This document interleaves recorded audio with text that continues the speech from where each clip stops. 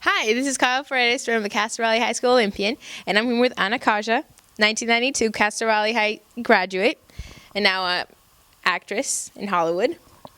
Thank you for being here. Thank you for having me. What was your favorite experience at Castro Valley High School? A lot of amazing experiences at Castro Valley High School. In fact, I'm still really good friends with a lot of people that I was friends with in high school, which actually, 20 years later is pretty good.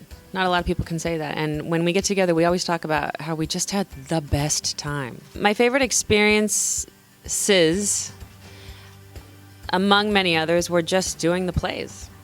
I kind of lived and breathed the drama department here. Mrs. Russell was at the head of it, and at that point we were actually performing on the stage in the cafeteria. And so, not as nice as what you have right now. But just doing the plays, playing Anne and Anne Frank, that was a big deal for me to get that role. I fought for it. And and playing the narrator, who is also called the stage manager in our town my senior year, because the drama teacher told me that it had to be cast as a male. And I said, no, I'm auditioning anyway. And then she said she had to give it to me because I gave the best audition. So I was happy about that. How did you transition into professional acting? I started kind of late. I went to UCLA and majored in theater, film, and television. And then when I got out of college, I actually started teaching. I was actually a high school drama teacher for a couple of years. And then I started thinking about it, and I realized that I really wanted to try and have a career in acting, and I knew that it was going to be difficult, but it was my personal calling. And so I just was already living in Los Angeles, which helps. And so I just did the work that it took to pound the pavement, get an agent, get a manager, start going on auditions, getting jobs, doing plays. And one thing leads to another, and it's just a slow build, And I still have dreams. I still feel that there's a lot more to be done in my career, and I haven't made it to where I want to be yet. It's a long road. Well, at least you're already on your way there. Please tell us about your play that you wrote and performed here at our school, Shahid. I'm the only actor in it. I started writing it and performing it 4 years ago, and I just performed it off-Broadway for 2 months. It's about the assassinated female leader, prime minister of Pakistan, and her name was Benazir Bhutto, and the play takes place on the day of her assassination. And it examines some issues like the true meaning of some Islamic words, like jihad. A lot of people think that a jihad means, you go and you blow yourself up, or a suicide bomber. But the true meaning of jihad is just to struggle within yourself between light and dark, and goodness and temptation. The play is called Shahid because Shahid is a term for a martyr in Islam, and sometimes suicide bombers call themselves shahids, but really in Islam, shahids are considered to be people who give their life for the sake of a great cause, or give their life for the sake of God. Thank you. What do you like best, movies, television, or theater? You mean acting in them? Yes.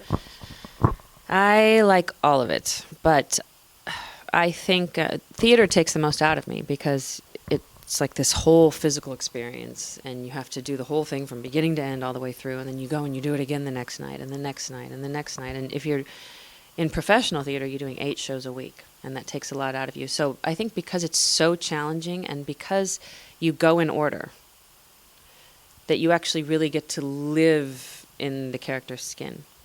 Whereas in movies, we might just do that one little scene, from 5 different angles, 12 times. And then we might do the scene that actually is supposed to come before that scene after we shot that scene. So that provides its own challenges, which are really cool, because you have to figure, okay, what's going on with my character now, and how is it part of the whole story? So, and also working with the camera and close-ups and sometimes the camera is sort of like a third character.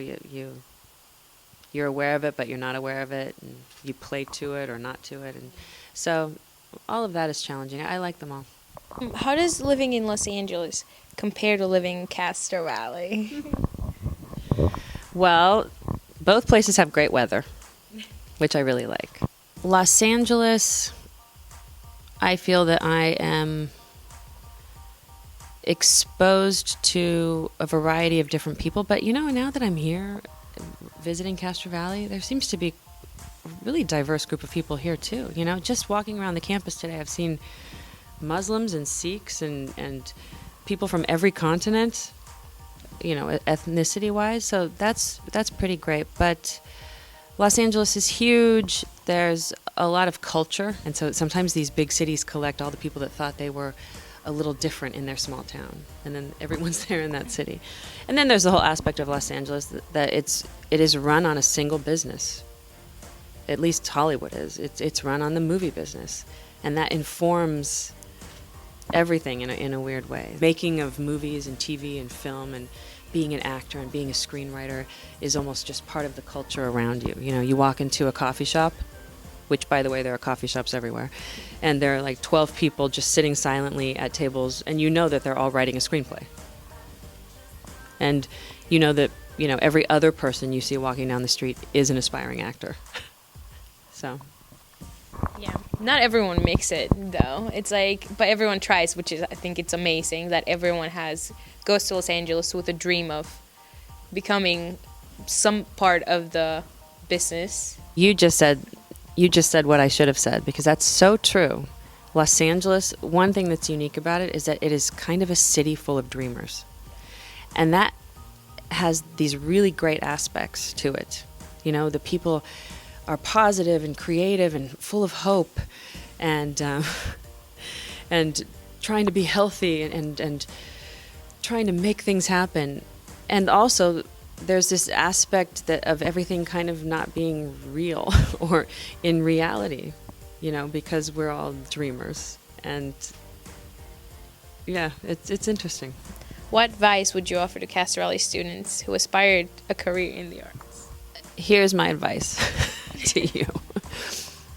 If there are several things that you are passionate about, and you are equally or more passionate about something other than the arts, strongly consider pursuing that, because there are going to be interesting roadblocks when you are an artist. You're creating, you're setting yourself up to put things that you've created in front of people, and there will inevitably be some rejection. It's difficult. There isn't a lot of stability. You don't have a regular job necessarily with benefits and Social Security. You don't necessarily know where the next paycheck is coming from. And so those are all prices that you pay for, or may pay for pursuing a career in the arts. But if it is the thing you are most passionate about, then I say follow your passion,